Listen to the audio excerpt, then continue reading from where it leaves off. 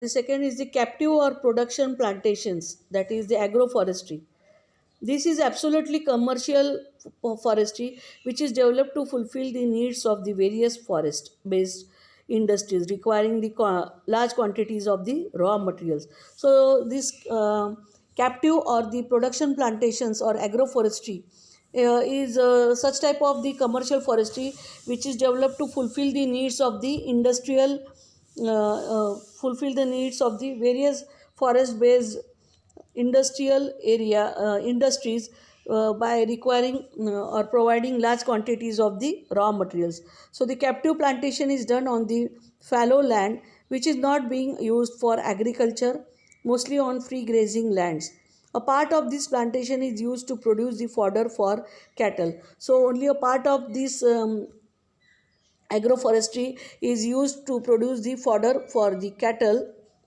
Further, in this type of plantation, short rotation of indigenous, that is Indian species or some exotic or foreign species are preferred over long duration like the sal or teak. So in USA, productivity of captive forest has been increased by adopting the following measures. So such type of the forestry can be done which is very useful or beneficial for the industries so that they can they are able to collect large quantities of the raw materials from this agroforestry, and only a small area of this agroforestry can be planted for the fodder purpose as the it can be used or planted to produce the fodder for the cattle. So this agroforestry can be done to a large extent by uh, having some or by planting some type of the Indian species as well as the some foreign countries species of the plants, and we the industries are able to collect large amount of this raw material from such agroforestry areas. So in USA, productivity of captive forest has been increased by adopting the following measures. First is by proper manipulation of silviculture.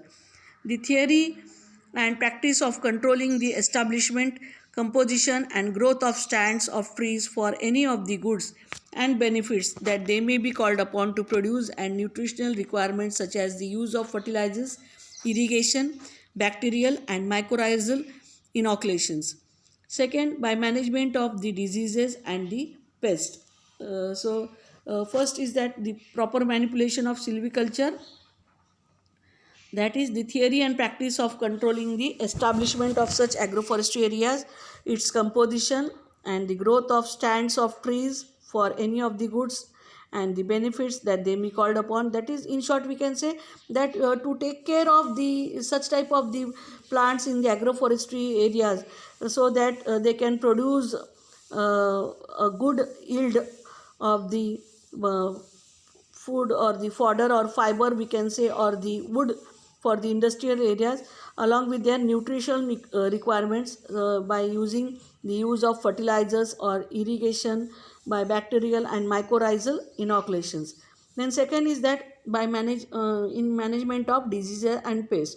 So it should be looked upon some we can say some forest authorities should be uh, provided to such agroforestry areas who can maintain the complete agroforestry areas to a large extent. That is, they will look after the proper habitat for the good yield of the plantation in the agroforestry areas, and also to look after the diseases or the attack of some pests which are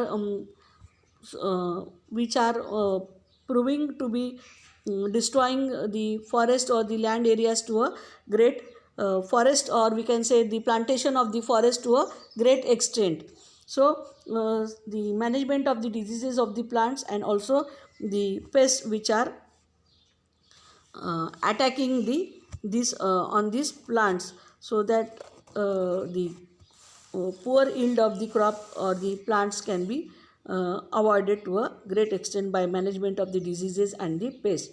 Then third, by weed control. Any unwanted weeds which are grown in the forest areas, they should be also controlled, they should be also cut off. they should be also cut off.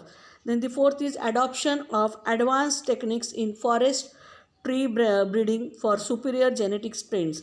Then by the agroforestry can be also build up strongly, or it can yield good,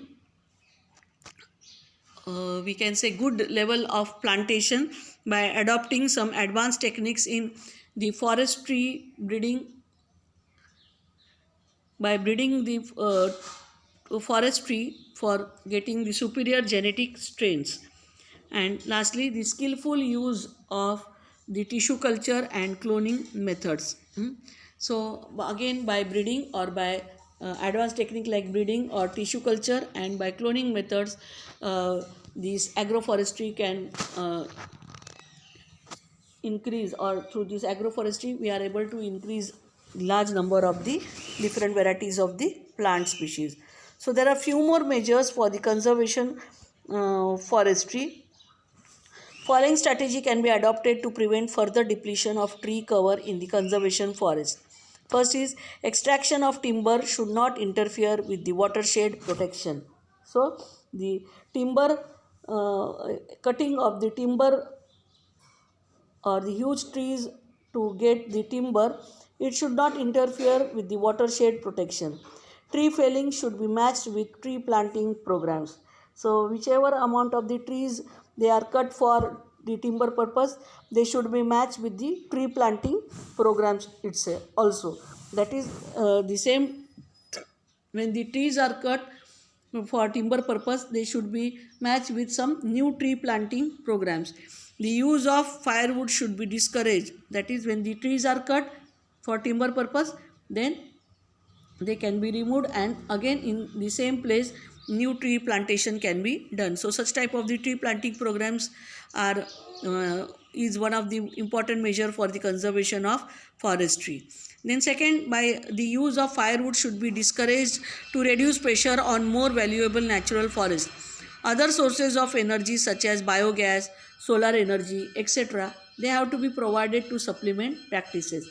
So again, this one of the method of conservation of forestry is that the use of firewood should be discouraged to reduce pressure on more valuable natural forest.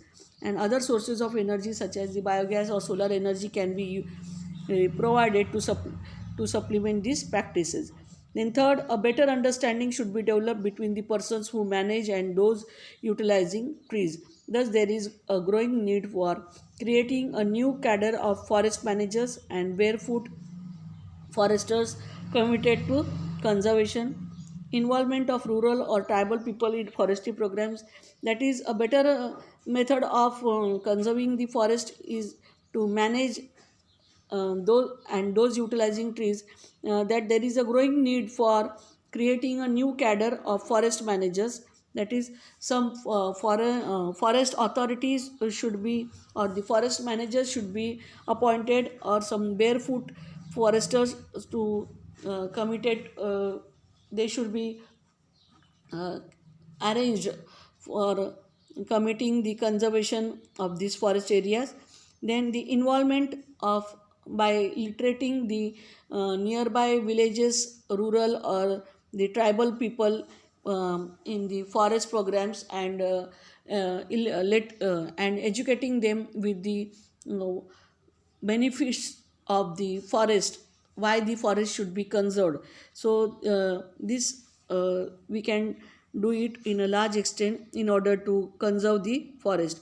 Then third, encouraging the industries using forest products to obtain the raw material at market price and help them to raise the plantations much in advance to meet their demands. So again, third conservation method is that, of the forestry, is that we can encourage the industries to use the forest products in order to obtain the raw material at market price, and in this way, if they are sold or taken by the industries um, to get the raw material, if they are taken by the industries at market price, this will help to raise them raise the plantations much in advance to meet their demands. So forest dwellers should have access to subsidized sources of fuel, fodder, building material, etc., so that they do not cut forest trees.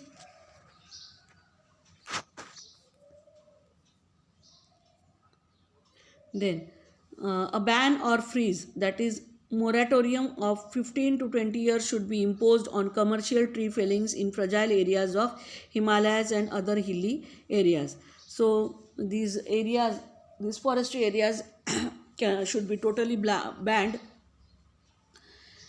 for commercial fellings in the fragile areas of Himalayas and other hilly areas. Then during moratorium, an extensive afforestation program with people's participation should be followed. Some programs should be carried out for the afforestation, or we can say for the conservation of forest, uh, along with the public's participation, and giving educating them the importance of the conservation of forest. Then environmentally sound action plans based on scientific research should be all adopted. Some environmental sound action plans which are based on the scientific research, that is by breeding, by putting forth some advanced techniques like by breeding or tissue culture or cloning method, the forest can be conserved to a great extent, or it can be flourished with more plantation in the uh, future. So that is also one of the method of the conservation of forest. Then by the help of people's cooperatives, community forests should be developed around villages. Then protection of standing forest should be done. That is the protection of standing forest, means the plants which are already existing in the forest, their protection should be done to a large extent. That is, they should be taken care of if they are having some disease, or if they are attacked by some pest, or if they are cut by the nearby villagers or the tribal peoples, so that should be protected. So the protection of standing forest should be done, that is, we have to maintain the standing forest. Then creation of new stock should be made. Again, we are able to by planting the Indian plant species, as well as some foreign or exotic species can be uh, uh, imported from the other countries, and they can be planted in the forest areas. So by creation of new stock of the plants, it should be made. Then masses and voluntary agencies should be involved in the task of tree planting. Then the number of some agencies, they should be involved in mass quantity, in mass number of the uh, we can say public, they should be involved in the task of the tree planting, so that this such type of the agency should be involved in order to build up a large number of the plantation in the forest areas. And lastly, the building of information base have to be made, and this building of information and these such type of the programs to be carried out, it should be made, or it should be studied and implemented in the in order to conserve the forest areas at a huge extent. Then lastly, the forest conservation through law. The National Forest Policy 1952 stated that one third of the geographical area of the country should be under forest. Forest Conservation Act 1980 was enacted with a view to check indiscriminate dereservation and diversion of forest land to non-forest purposes. So this act was amended in 1988 to incorporate the stricter panel provision against violators. So the forest conservation can be also done by putting forth some legal laws by the forest authorities, or by the government, in order to conserve the forest or the plantation in such type of the forest areas to a great extent. So that is also, we can say, a best method, by fining or punishing the villagers or the tribal peoples who are destroying the forest for their daily needs, that is by cutting the timber or the wood, we can say, they are destroying to a great extent, so that can be conserved in large quantity if there are some legal laws, and if the government punishes the hunters or the villagers by some, by having some large amount of penalty on them. So by this method also the forest conservation can be done to a large extent.